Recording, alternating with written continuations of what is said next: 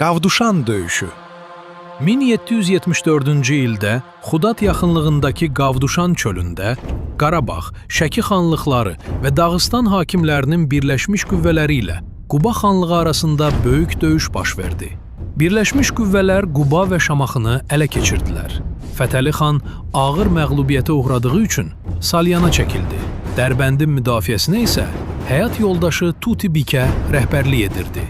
Hadisə haqqında fikirlərinizi rəy bölməsində bildirə bilərsiniz. Qavduşan döyüşü 1774-cü ildə Xudat yaxınlığındakı Qavduşan çölündə Qarabağ, Şəki xanlıqları və Dağıstan hakimlərinin birləşmiş qüvvələri ilə Quba xanlığı arasında böyük döyüş baş verdi. Birləşmiş qüvvələr Quba və Şamaxını ələ keçirdilər. Fətəli xan ağır məğlubiyyətə uğradığı üçün Salyana çəkildi. Dərbəndin müdafiəsinə isə həyat yoldaşı Tuti Bikə rəhbərlik edirdi.